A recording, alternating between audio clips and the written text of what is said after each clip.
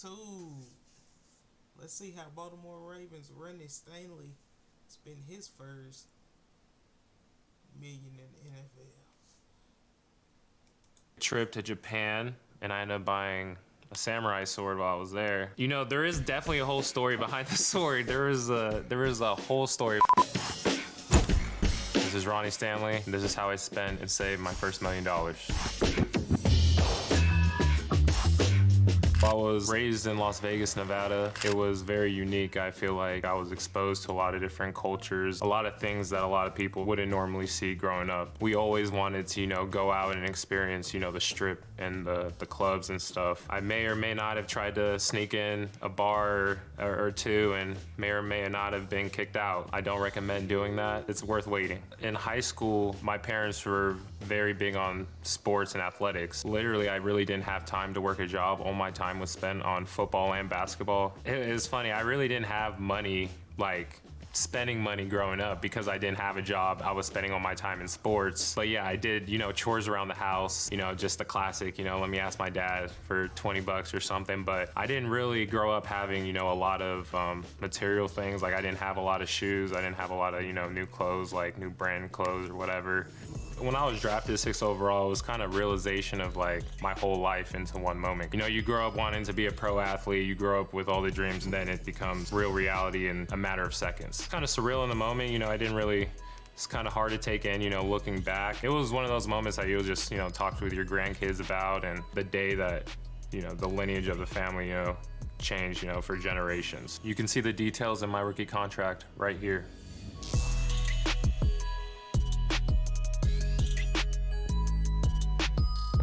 Before I ever got drafted, I kind of set like my whole team up before, everything. I had an advisor, a lawyer, accountant, agent. By the time I got drafted, I had, all the people ready, and just kind of the money had to be put in the places that we were already discussing. All right, we talked about how I made and saved my money. Now let's talk about how I spent my money. First thing I bought with my first $1 million, BMW X6M sports car. That car was my dream car, and that was a car I always wanted to drive. I just like the look. BMW, 120K. I got it wrapped. I had some rims put on there, some 22s, it was nice. Matte gray, tinted windows. Yeah, it was a beast. I think I spent a little bit extra to modify it, probably like another $2,500, and then the rims were probably another $5K, so probably around $7,500, plus another $10,000 for modifications. Took a trip to Japan. Went with my girl and a couple of friends. I think it ended up being around $20,000. Visited a couple different cities, stayed there for about 2 weeks. It was a great experience. Trip to Japan, 20K. I thought Japan was beautiful. It's a really beautiful place, the way they preserve the tradition. You look at the stuff that's been there for hundreds of years, and the craftsmanship and the details that have been put into those things. It's really impressive. And I ended up buying a samurai sword while I was there, and that samurai sword was about $12,000. There is definitely a whole story behind the sword. There is a whole story, but it's like a 4,500-year-old sword. They don't know whose sword it was, but it was custom made for someone in the city, but you needed protection because I guess at that time, like, it was just gangland out there in Japan. Old Japan, it was ruthless. So you had to be prepared at all times. So this was just one of those swords that, a working class citizen would have been walking around in. We have no idea who that guy was, his life, his story, but it's cool that we have something left behind from that long ago. Samurai sword, 12K. Right now it's in its case. It hasn't seen light since it's been, in the States. So I'm keeping it, preserved, prime condition. I want to keep that thing nice, but I think eventually when I buy my home that I'm gonna live in long term, I will have it, a special place for it in there. I love the BMW, but you couldn't drive it like a sports car like you wanted to. It couldn't handle turns well at high speeds. But with the Tesla, it really drives like it's a sports car. Like you can turn super sharp, going really fast, and you never have to go to a gas station. It's a really great car. I really like it, and I did the same thing. I modified it, put some, rims on it, a little wrap, a tint, and I think it looks better than the Beamer did. Tesla modifications, 150K. It's faster, it can handle turns better. I never have to go to a gas station ever. Great for the environment. Speaking of Tesla, I bought some Bitcoin. It's been kind of rough right now, but I think, Bitcoin's one of those things I'm just gonna leave there for a while. Bitcoin, 150K. I'd invest in Bitcoin because of the ceiling. It's impossible to place a value on something like this because we don't know what situations could happen within society that may grow this value or may diminish the value. So there's a lot of potential growth, and I think that's why I'm okay with putting, a good amount of money into it and seeing what happens. I bought some more art pieces. I have like some paintings, I have some sculptures, I have like a rug. On all my art and collectibles, 200,000 on that. One of the paintings that I got were two of the dogs that I own. I just wanted something to eternalize the animals that, I've adopted and brought into my lives that, I think made a positive impact for me. The rug I bought from is actually a company they make handmade rugs in Nepal, but the company's based in New York. Once it was already made, they had an artist come out and do like a full tie-dyeing of the rug, on this rooftop, and they made this whole video about it. I'm sure you can find the video. This was like his art piece, so it was like his canvas. The rug is in my living room. I love looking at it every day. I see the sculptures on the wall above, the couch. There are 3 beautiful face sculptures handmade from wood. It pops out and it's like 3D. It's really cool.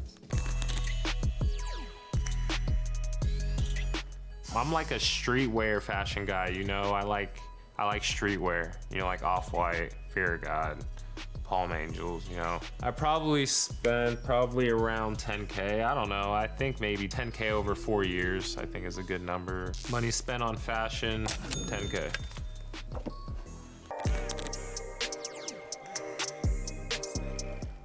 One of the last things I did spending my first $1 million was buying a house in Baltimore.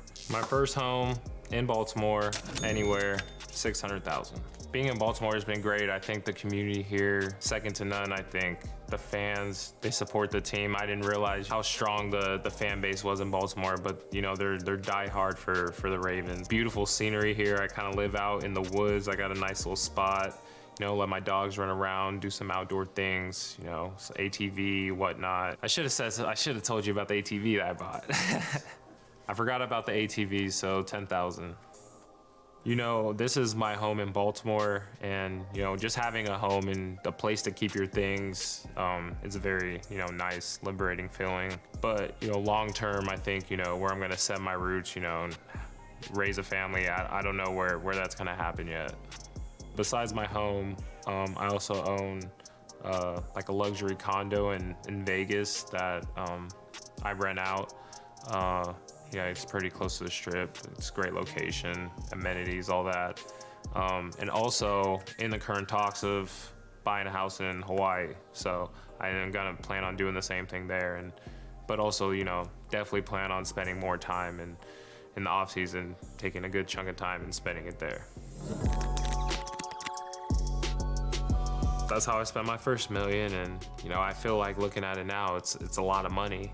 I feel like I just spent a lot of money. I kind of want to take it back, but I'm grateful for just being able to have the money to spend. I also spend money like on my family members. I always try to help out where I can. I got my dad a Tesla. He loved it, and it was great to surprise him, and he never thought he would own a Tesla. So I was able to save my grandma's church that she and the rest of my family members been going to for generations, and being able to help them out and to make her happy, it's all worth it. I honestly, for my mom, like, she's always with me, so it's kind of like a never ending, I'm gonna always take care of my mom type thing. We just went to California. I had to take a private jet there because I needed to take my dogs, and you can't take your dogs commercial anymore. So I had to, pay the price to do that. So my mom's right there with me. So she was there helping out. She's living right there with me, and I'm very grateful for her. And I definitely take care of her.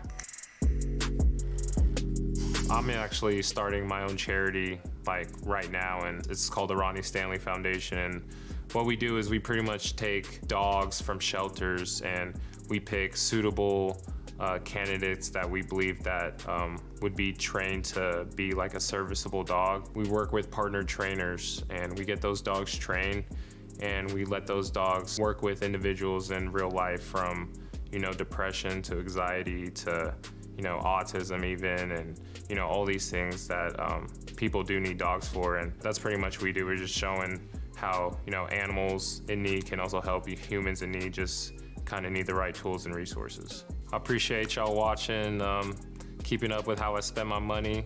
I'll see y'all on the football field. Hopefully I make a little bit more. All right. Y'all like, comment, and subscribe. That was interesting.